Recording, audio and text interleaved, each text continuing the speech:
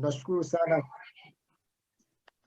Tunashukuru sana kwa wote mlioweza kufika. Samahani tumechelewa kuanza kutokana na technical issues. Leo mgeni wetu ni dada Diana Ladislaus kutoka Tanzania Investment Center. Tumemwomba aje atuelimishe kidogo kuhusiana na mambo ya investment. Then kama tuna maswali yoyote tutamuuliza, atatujibu kama kuna mawazo. And then akimaliza presentation yake yeye atatuaga, and then sisi tutaendelea na kujadili yaliyomo. Dada Diana, hapa tunaye mwenyekiti wa Jumuiya dada Lynn Kimaro, na tunao viongozi na wajumbe wa kamati zetu zote za TIC, za Tanzania Investments TZUK na wote watakuwa wanakusikiliza wewe. Then baada hapo tutakuwa na maswali kama yatakuwepo na ushauri. Lakini huu ni mwanzo tu. Nafikiri kuna AGM yetu inakuja pia, tutawaalika ili kuja kuongea na wanajumuiya wote. Muda huu nitamkaribisha mwenyekiti alafu atafungua kikao. Asante. Karibu dada Lynn. Sijui mnanisikia sasa? Yeah, tunakusikia vizuri. Yeah, maanake kwa upande wangu nimekuwa na shida na inaniambia internet yangu ina matatizo, kwa hiyo nikikata basi mjue nipo tu. Nisichukue muda mrefu sana kwa sababu sasa hivi kule nyumbani Tanzania pengine ni muda kidogo, ili tusimcheleweshe dada Diana atupe kile ambacho ametuandalia. Karibuni sana wanakamati. Tumsikilize, na kama tutakuwa na maswali basi tupate muda wa kumuuliza maswali. And then after that tutakapomwaga sisi tukae kidogo tu tujadili mambo yetu machache tulionayo. Karibu sana, nisipoteze muda. Nashukuru mwenyekiti. Jina naitwa Diana Ladislaus Mwamanga. Natoka kituo cha uwekezaji TIC, Tanzania Investment Center. Leo nimealikwa kwa ajili ya kutoa brief explanation kuhusiana na TIC, ni explain kuhusu opportunities zinazo nyumbani kama serikali ambazo zimetoa kipaumbele na incentive tunatoa through TIC, and general overview ya TIC na investment related information kutoka nyumbani. Kwa hiyo ndicho ambacho nimeandalia kwa leo, and just briefly kujiongea mwenyewe. Natoka kituo cha uwekezaji ndio, lakini idara ya investment promotion. Kwa mimi idara yangu inahusika zaidi na kutoa maelezo lakini pia mwongozo kuhusiana na investment related issues, na pia kutoa maelezo sahihi ambayo yatawawezesha wawekezaji au hata wawekezaji wenye nia ya kuwekeza ambao bado hawajawekeza, lakini kupata mwongozo fasaha ambao utawawezesha kuendelea na uwekezaji wao. Kwa hiyo presentation yangu ya leo inahusu just basically overview ya investment climate na opportunities ambazo ziko nchini. Na agenda yangu ya leo mainly itakuwa kuelezea kwamba TIC ni nini. Samahani, lugha yetu tunatumia Kiswahili. My slides ni in English, lakini sababu wote ni wa nyumbani nimeona ni fasaha kuongea Kiswahili, lakini kama mkitaka Kiingereza kwa sababu hamna shida, au ni which language mna prefer tuendelee nayo? Dada Diana, hatujali Kiswahili, ukitaka kuchanganya, ukitaka kutumia Kiswahili ama Kiingereza peke yake, karibu. Sawa, maana sije nikawa leave out wengine ambao wametujoin ambao sio wa Tanzania. I don't know, but nitaka tu niwe na uhakika niulize. Wote wa Tanzania. Okay, sawa. So nitaeleza just kuweza kuelewa kama TIC ni nini, tunafanya nini, our roles and mandates in brief, lakini pia kuhusu economic trend ya nyumbani ikoje, na our investment trend as well, lakini pia reasons as to why tunawa encourage wawekezaji kuja kuinvest Tanzania. Na ninavyosema wawekezaji namaanisha ambao ni wa Tanzania na ambao sio wa Tanzania, mradi wanataka kuwekeza nchini Tanzania. Kwa sisi TIC tutadili na investors in general. Na pia nitaongelea pia kuhusu package tunazotoa kwa wawekezaji, and nita briefly explain kuhusu opportunities za kuwekeza ndani ya nchi after we conclude my presentation. Sasa kama nchi sasa hivi imefocus katika manufacturing sector, na for the prime purpose ya kwamba by 2025 nchi imeweka a vision ya kuwa an industrialized nation. Kwa serikali imeweka kipaumbele katika sekta ya manufacturing. Sio kwamba hamna sekta zingine za kuwekeza, zipo sekta zingine na nazo pia zinapewa kipaumbele, lakini ili to make our vision ije kuja kuwa realistic, tumeamua kufocus more on the manufacturing sector. At the same time pia tuna facilitate other sectors, but ili kufacilitate industrialization by 2025 iwe come to chance, then manufacturing imekuwa namba moja. Na manufacturing kama manufacturing iko quite broad, kwa hiyo kuna sub sectors ambazo pia zimepewa kipaumbele kutokana na demand kama nchi tulionayo, ambazo pia nitazielezea huko mbele. TIC kama TIC sisi tuna mainly 3 responsibilities ambayo yani in a nutshell, ambayo ya kwanza ni promotion, ambayo ndio idara yangu. Ambayo promotion kama nilivyoelezea initially ni kama promotion sisi hapa kazi yetu ni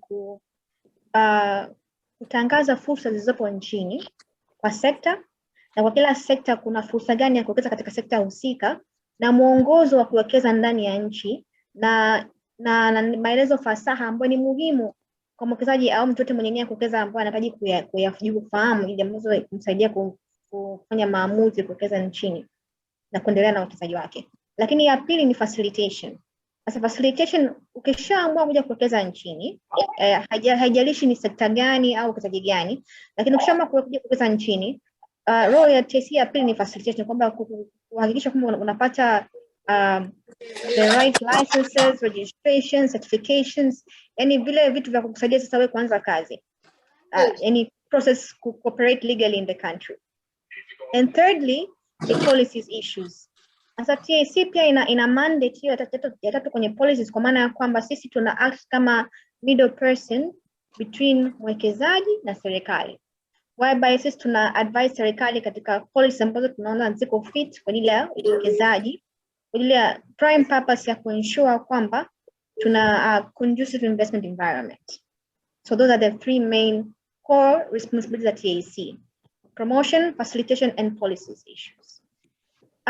TIC tuna one-stop shop, ambayo basically it's a one-stop facilitation center ambayo iko chini ya idara ya facilitation kipengele cha pili. Now the prime purpose of having this one-stop facilitation center ni kwa ajili ya ku facilitate wawekezaji au potential investors kupata the right guidance and information all under one roof.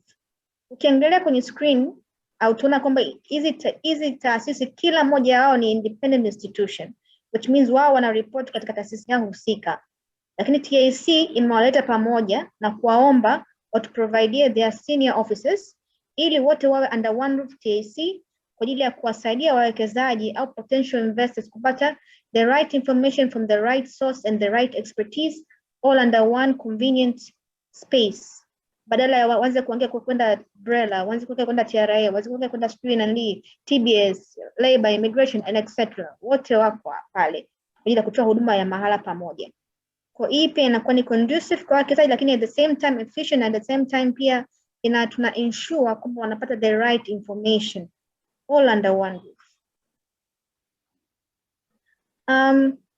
When it comes to our economic trend, this is just to give you a general idea, lakini ambayo source yangu ni National Bureau of Statistics.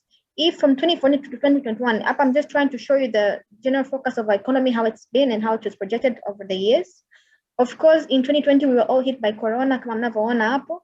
But what I'm trying to show you over the last years, up to 2019, the average of our GDP has always been around 6%. Ambayo it has been shown kwamba our economy ilikuwa steady and gradually growing at a steady rate, which was quite a good indicator kwa wawekezaji ikija kuwekeza nchini. Of course, mwaka ambao tumekuwa hit na Corona, we were all affected globally. Lakini ukiangalia, but still, even though we were all affected globally in 2020, compared to other East African countries, we were still doing better as compared, despite the hit. And the year after, we were already start climbing with our economic status, as you can see in the graph up on there. Up to right now, we are still going at a gradual rate and steady and still promising future. It's a good indicator to our investors. The reason ambayo we arguably and confidently encourage investors kuja kuwekeza nchini kwetu, ya kwanza kabisa ambayo haibishiki ni our peace and political stability ambayo tuna pride for. Sasa this is also a good indicator kwa wawekezaji, sababu wanataka pia kuwekeza katika nchi ambayo wana uhakika kwamba ina amani, na kwamba kuja kuwekeza katika nchi husika hawana hitaji kuwa na uoga kwamba inaweza ikakuwa na outburst ya political instabilities ambazo zika affect their investment, after na wanza tena kuhangaika kuhamisha. Kwa hiyo hapa inapa peace of mind ukija kuwekeza nchini Tanzania. Na kwenye economic stability, I tried to give a brief explanation kwamba our economy has been steady over the years using the graph under the National Bureau of Statistics. Lakini pia we are rich in natural resources, be it arable land, extractives kama natural gas, minerals, tourist attractions, and so much more that we have to offer, but they're all available within our country, of which bado kuna niche ambayo still kuna room for investors to come and invest in. For example, we've had investors ambao wamewekeza katika a number of investment in the manufacturing sector, ambao they need raw materials, of which most of their raw materials are actually found locally. For example, we have a ceramics company wana produce tiles hapa in Tanzania. All their raw materials such as feldspar, kaolin, and the rest, they're all found locally, and they actually have brought us feedback kwamba the raw material ambayo inapatikana hapa nchini is actually better than the one that's found in China, which means the product is actually really good here as compared to the one that they're making. So that's actually a positive on our side. Lakini pia tuna investment guarantees. Investment guarantees ambayo tunamaanisha hapa ni kwamba we have bilateral investment treaties, we have bilateral trade agreements. Lakini pia kama nchi, we're a member of the Multilateral Investment Guarantee Agency, short form called MIGA. As a MIGA is under the wing of World Bank, which means it's globally recognized, right? Sorry, which means it's globally recognized, and mainly facilitates investment ambazo zinakuwa affected by the non-commercial risks. As a non-commercial risk, to give you an example, ni things like, for example, kama if a revolution outbreaks and then it affects the investment, things of which are unlikely to happen in our country, but regardless, bado tunawapa room wawekezaji wetu ili wawe na peace of mind kwamba tu wakiwa wanahitaji, there's room for them to be registered by this institution ambayo itawa safeguard their investment. Lakini nyingine ni African Trade Insurance Agency, lakini ATIA in short. ATIA lakini iko based in Africa, but it's still useful because they are investing in Africa regardless. Kwa hiyo the good thing about ATIA pia, kwanza ofisi zao ziko pia branched pia in Dar es Salaam, Tanzania, which means they can be anytime wanaweza wakawa facilitated na wao, compared to MIGA ambayo hawana ofisi kwa sasa hivi, lakini wana facilitate kupitia online. Lakini ATIA wana ofisi Dar es Salaam, pia lakini wao, another advantage ya ATIA ni kwamba wao wana facilitate both commercial and non-commercial risks, of which commercial risks are more likely to happen. For example, kama vile umewekeza hela nyingi, alafu labda unforeseeable circumstances zimetokea, alafu ukapata loss. Kwa wana safeguard pia such kind of issues. And when it comes, we are also at a really good strategic location. Hata ukienda kwenye ramani ya Africa, tunaona kwamba location yetu iko very conducive, ambayo pia inatuwezesha now we encourage any in and outward trading activities, as well as any facilitate import and exports. Kwamba, for example, Tanzania actually right now we have 3 major international airports and ports. Of course, we have a lot more harbor ports and airports, lakini zile ambazo ziko katika international standards ndo hizo hapo, of which currently we have about not less than 6 landlocked countries ambazo na depend kwenye our port alone, Tanzania. And the busiest one being down in Dar es Salaam, kuna ya Tanga na Mtwara, but also the one in Zanzibar is also being regarded as an international one. And as for the airports, kwa sasa hivi, the international ones look like Kilimanjaro, Zanzibar, and the one in Dar es Salaam. But again, disclaimer, there's a lot of other international airports and harbors of which are also being used, but these are just in the international standards, of which are all being used by the local and foreign investors as well for import and export activities. But when it comes to the market is also assured B that we are a member of the East African community, ambayo kwa sasa hivi ni nchi sita, lakini kama mmesikia kwenye habari sasa hivi Kongo nayo pia imeshakubaliana kwenye makubaliano ya kujoin EAC, which means sasa hivi tutakuwa nchi 7. Lakini hii population ya hapa ya 162 hii ni excluding Congo. Kwa hiyo wakisha conclude na Congo, I think itakuwa kwenye 190 now going to 200 million. But for the 6 countries is about 162 million. So this is actually a good indicator here when it comes to market. Lakini pia SADC ambayo ina include about 450 million people, ambayo hii ni nchi 15. Kwa hiyo hizi zote hizi ni areas ambazo zina assured market kwa wawekezaji wetu ambao wanawekeza ndani ya nchi. Kwa maana kwamba ukiwekeza Tanzania in any kind of investment, ukitaka una potentiality ya not only focus kwenye local market, lakini kuweza pia kuventure into these nearby markets za EAC and SADC. Sababu pia if you're producing any product Tanzania, ukiexport kwenye nchi yote ya EAC and SADC, importing is free. So hiyo is an added incentive ambayo inakuwezesha kuweza cooperate in those countries. Tuna mainly 3 categories of investors. But to clarify, unaweza ukawekeza na kiasi chochote ambacho ulichonacho, hamna any kind of threshold. Lakini hiyo normal investor status, hiyo ni kwa wawekezaji ambao kwa ajili ya kuqualify kuwa TIC registered. Hence kuna hiyo threshold ambayo kwa foreign investors, meaning kwamba ambao sio wa Tanzania, ambao the shareholding structure ina involve ambao 100% sio Tanzania, au kama ni partnership percent kubwa ni foreigner. That means the threshold ya kuqualify kuwa TIC registered ni kwamba wawekezaji wao usipunguke kiasi cha $500,000, lakini kwa Tanzania ni $100,000. Hii ni kutake account tangible assets ambazo wamekuwa wamewekeza katika mradi wao husika. Na pia kwenye hii strategic investor status, hii ni status ambayo inatolewa kwa wawekezaji ambao nao pia wana qualify kwa TIC registered automatically, lakini hii ni status ambayo wamepewa acknowledgement sababu wamefanya uwekezaji mkubwa sana nchini na serikali inawatambua uwekezaji wao na contribution yao katika nchi, hence wanapewa room ya request custom incentives ambazo zinaweza zikawa za kodi au sio za kodi, yani fiscal or non-fiscal incentives. Hii nitaelezea kidogo huko mbele. Lakini kuna category nyingine ambayo inaitwa special strategic investor. Hiki kipengele pia ni added positive advantage compared to the other one, ambayo both of them they just require, they aim in acknowledging the investor and their contribution to the economy. Hence pia wanatambulika na wanapewa a room ya request special incentives ambazo pia apart from the ones that everyone else gets to enjoy. Now to clarify kwenye the strategic investor investment status, hii hapa kama nilivyosema ambayo the minimum threshold ni $50,000,000 kwa foreign na 20 million kwa local.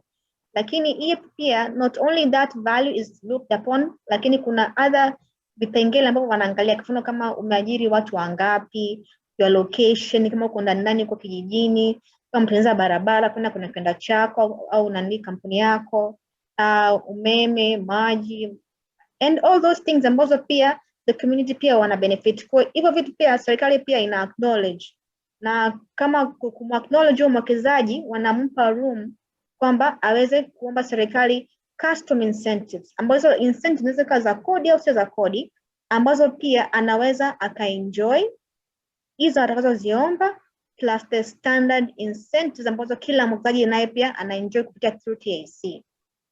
Na kinachotokea ni kwamba akisha request hizo incentives, TIC kama secretariat wa the National Investment Steering Committee, NISC in short, NISC, National Investment Steering Committee, ambayo the chairperson ni our Prime Minister, and also constitute the Ministry of Finance na TIC among other members. Well, they meet in a quarterly basis per year. Well, they will sit and they will discuss the custom requested incentives ambazo watakazozipitisha, mwekezaji ataweza kuzienjoy hizo, lakini pia plus zile zingine ambazo ziko standard kwa wengine wote. Na ikija kwenye incentives kama nilivyosema tuna categories mbili, tuna fiscal incentives na non-fiscal incentives. When it comes to the fiscal incentive, briefly, ukiimport project capital goods, even vitu kama vile machine au plants, import duty ni sifuri. Lakini incentive unaweza ukaenjoy hata kama hauko chini ya TIC. Sababu kuna mashine zingine ambazo bado unapata import duty zero ukiziimport. Lakini ikija kwenye deemed capital goods, hii hapo huwezi kupata kama hauko chini ya TIC. Hii deemed capital goods ina include 3 categories of items, ambayo ina include building materials, kuna equipments and utility vehicles. For such items, unapata 75% exemption on import duty. And kwenye utility vehicles, to specify, hizo ni vehicles ambazo zinatumika in the line of work. Sio gari ambayo mwekezaji anatumia kwa ile ya movements around kila uwekezaji wake, ni magari ambayo yanatumika kazini na yanategemea na sekta husika. So kwa hiyo zina vary depending on the sector husika. Na kwa wale ambao watawekeza katika sekta ya manufacture leather au pharmaceuticals au textile industry, kama government initiative, corporate tax imekuwa reduced to 20% badala ya 30%. Na kwa wale ambao watainvest katika automotive industry, corporate tax imekuwa reduced to 10% badala ya 30%. Hizi ni kwa ajili ya for the 5 consecutive years unakuwa una enjoy such incentives. Lakini pia when it comes to VAT comparable, lakini only if you import your project capital goods kama machine, na kama charge yako ya VAT ambayo unatakiwa ulipe ikifika milioni 10 Tanzanian shillings and above, then you can request for a deferment. Ambayo deferment ni kwamba it's not automatic, you need to request for it. As an incentive, you are allowed to request for it. Now, request, when do you pay? You start paying, ukianza kugenerate revenues from your investment, inakuwa deducted. And that's upon agreement with TRA ambao pia wako kwenye one-stop shop, kwa wako pale kwa ajili ya kuconsult na kuadvise. Tuna pia non-fiscal incentives. Ambazo non-fiscal incentives kwa kama mkiajiri non-Tanzanians. Initially, the threshold ambayo inaruhusiwa ni kwa sasa hivi ni 10 expatriates kisheria, ambayo ni ratio ya 1:10 kwenye kuajiri. Lakini hii hapa haiko rigid au fixed. Hii inategemea na uwekezaji ambao utakao kufanya nchini. Inatambulika au inaeleweka kama unafanya uwekezaji mkubwa sana. Kama utataji more than 10 expatriates, hiyo inatakiwa tu iwe reported kwa labor department ambao pia wako kwenye one stop shop yetu pale TIC. Iwe clarified kama mtu fanya kazi gani, role gani, because sisi hapa dhumuni kubwa la kutangaza fursa za uwekezaji ni kwa ajili ya kugenerate jobs for the locals. Kwa inabidi ileweke na itambulike kwamba wanajua kufanya kazi gani husika. Na kwa mara nyingi wanaruhusiwa kwa zile kazi tu ambazo labda zina involve high technical know-how, high level of knowledge au skills au technology, hiyo zinaeleweka. Lakini from the prime aim ya kwamba wanakuja lakini pia wa train the locals. Lakini pia tunaruhusu au nchi inaruhusu ku repatriate funds.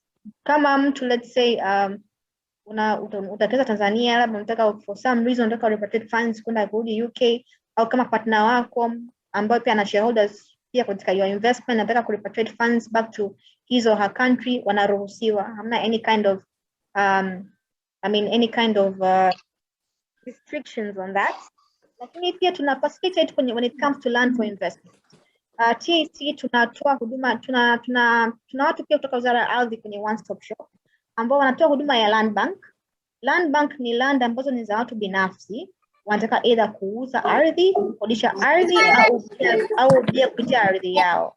So for all those options wanakuwa land iko accessible by through TIC. Ukija ni kwamba wataonyeshwa hizo ardhi husika kwenye hiyo list ambao watapendezwa nayo, watapewa contact ya the land owner na wata negotiate.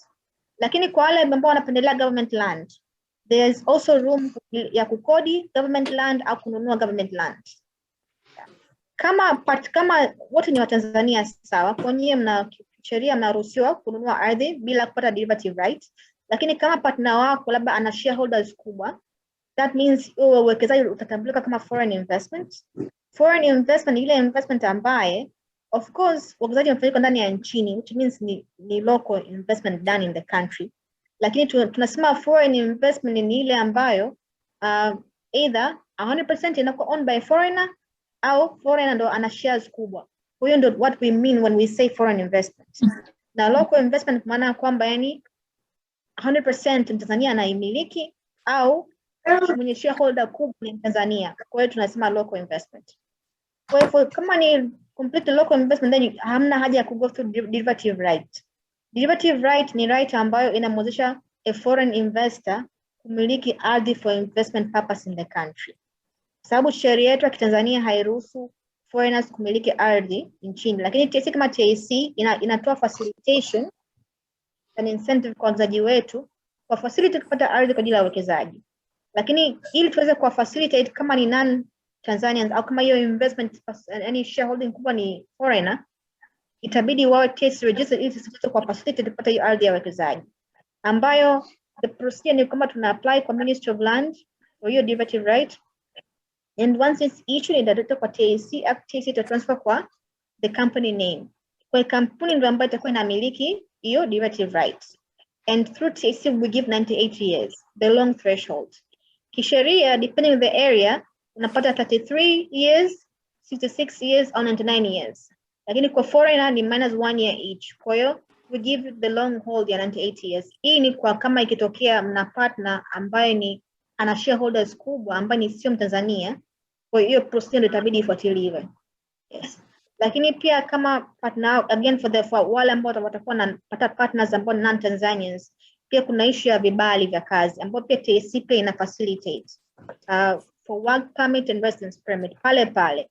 Na kwa sasa TIC for a while now tuna issue pale vyeti vya work and residence permit pale within the building. Tuna commissioners ambao wamepewa the right ya kusign these certificates. Where it's more conducive and less time consuming and more convenient. Kwa pale wana submit documents na kwa process and issued within the building.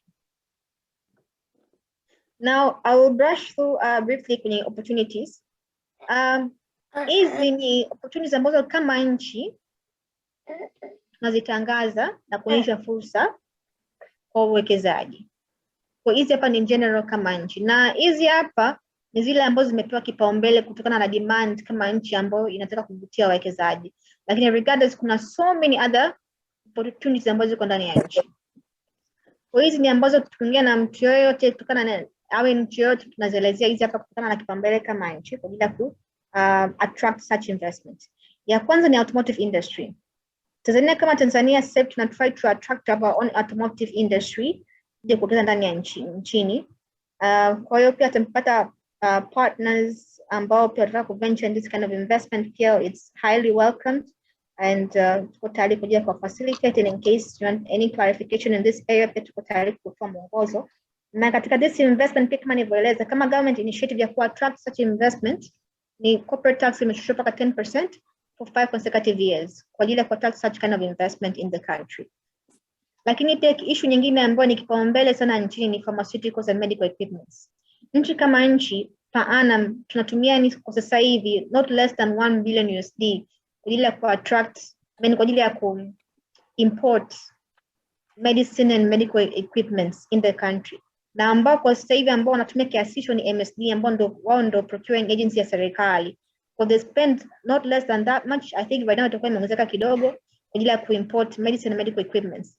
Kwa hiyo tuna encourage highly kwa ajili to have such investments. And habari nzuri ndio kwamba MSD imepata I think for almost 2 years now if not a year and a half wamepata contract ya kusupply medicine and medical equipments kwa nchi zote za SADC ambayo kama unakumbuka SADC ina about 450 million people in 15 countries not less than. Kwa hii ni opportunity nzuri kwa wawekezaji ambao watakeza katika hii sector sababu market iko assured. So MSD badala ya kuimport na kuspend that much itaona kwamba yani iko heri wanunua kutoka kampuni ambazo ziko hapa nchini wana produce na kusupply. Inakuwa less hectic and less less time consuming and more convenient for them and less cost. So it's a win-win situation. Another area ambayo pia na mtakuwa mmesikia ni edible oil. Ambayo edible oil it's a cry for the whole country. We demand kubwa sana nchini ya edible oil na tuna encourage to have factories za edible oil. Of course mpaka sasa hizi kuna factories ambazo ziko zina exist na produce edible oil, lakini bado kuna a huge room and still a niche ya kuingia katika hii market na kuproduce this edible oil. Na Tanzania nchini the most abundant raw material ya kuproduce edible oil kwa sasa hivi ni sunflower. Ndio maana unaona Tanzania ukijapa na sunflower is so common because as a country it's the most abundant raw material. Lakini tuna other raw materials kama groundnuts, as you see in my graph hapo. Tuna groundnuts, sesame seeds, palm, soya, etc. Ambazo pia unaweza extract edible oil from them. But the most abundant raw material ambayo inapatikana, as you can see in my graph hapo, is sunflower. And towards my left, hapo unaona hapo kuna projections za demand. Of course, your demand is from 2018. Like that's just to give you an idea by then how the demand and supply was. And right now, as you can see, again towards my left, the projection of 2030 is about 700,000 tons. So which means kwamba demand inazidi kuongezeka, which means the market is still going to be there and is still increasing as the years goes by. Why? Because population pia ina increase in the country. So since there's a really huge market for this, and it is really quite a huge room for the produce edible oil, hence it's encouraged as an investment. Another area is cotton and textile. E is for the whole value chain. Kwa maana kwamba hata cotton kama raw material, it's really a huge hit for the export market. India, like Pakistan and also Turkey, wanna export a lot of cotton into their country because they're also really big in the textile industry. We wanna export a lot of our cotton to their country. But what we want right now, as you recall in my introduction, and tunataka Tanzania viwanda.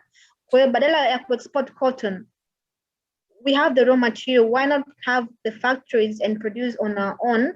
Badala ya import clothes, because tuna export raw material, cotton, alafu mwisho wa siku tuna import clothes from the same countries ambazo tuna export our cotton to. So serikali kama serikali inajaribu encourage to have our own factories that produce clothes nchini hapa badala ya keep on importing clothes. Another area is sugar. Kwa nchi kama nchi pia tuna encourage pia sugar production as a whole. Demand pia ni kubwa locally and also to our nearby markets. So it's another area ambayo serikali pia inajaribu ku attract investment in, and it's another area ambayo encourage investment kuweza kwenye sugar production pia. And for livestock and leather, pia need the whole value chain. Sababu pia kuanzia the growing pattern of the animals to having an abattoir and slaughterhouses, kwa ajili ya meat processing, paka leather processing, and all this, it's all encouraged. And hii hapa ni opportunity kubwa kwa nchi, sababu pia Tanzania kama Tanzania ni nchi namba ya pili in Africa ambayo inaongoza kwa livestock herd as of 2020. Tangia Sudan igawanye, before Sudan was the second. Number one is Ethiopia, right? As of now, number two is Tanzania, but before we were number 3, I think, when Sudan was not broken. But ever since Northern Sudan became separate, then we are number 2, which is to us is an added advantage. Up to now, there's a huge opportunity in the livestock sector as well, and hence to encourage peer investment in the whole value chain. Fertilizer right now and agricultural pesticides is another area I'm supposed to say cry in the country as well. So fertilizer, it's a huge demand. There's a really huge demand and supply is low locally.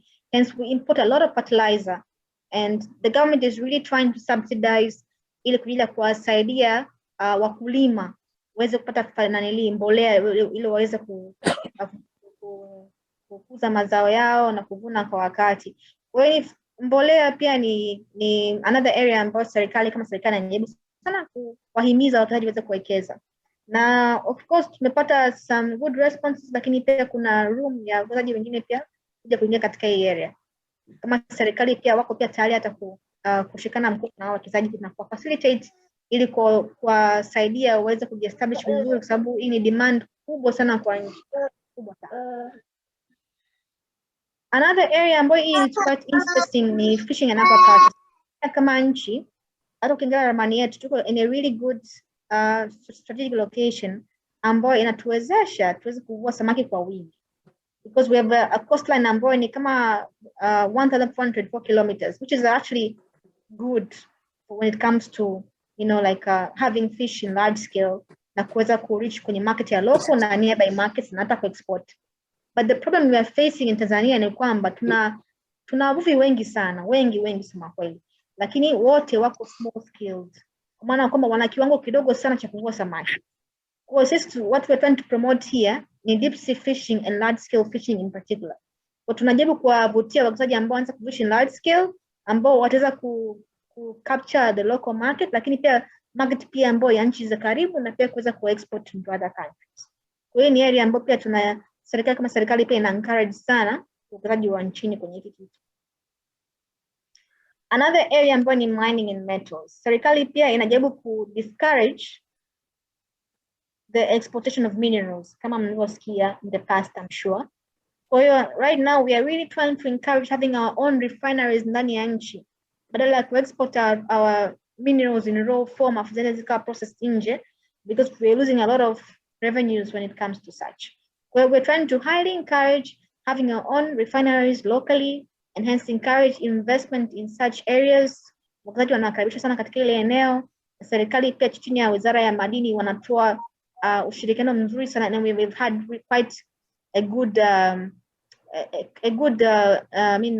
coordination with them when it comes to link na wawekezaji, na wana facilitate vizuri sana kwa ajili ya kuensure hii kitu inafanikiwa. Sababu ni area ambayo serikali pia inatoa good initiative kwenye ku attract investment katika ile eneo kwa ajili ya ku discourage exportation of minerals. Yeah. Another area pia Tanzania pia kwenye madini kuongeza, kama niongeza, Tanzania kwenye madini pia, kama unaona ramani ya madini, tuko blessed na madini ya kila aina. Apart from luxury minerals kama gold, tanzanite, diamond, apart from those, lakini pia tuna energy minerals kama uranium and coal ambazo ziko quite available in our country as a raw material.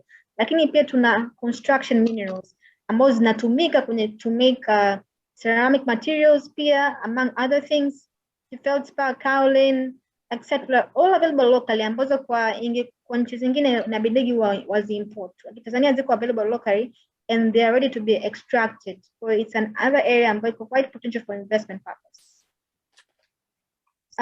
Right now another area ambayo serikali ina encourage sana industrial parks, ambazo paka sasa hivi from the past year or so imekuwa ikiattract sana industrial parks.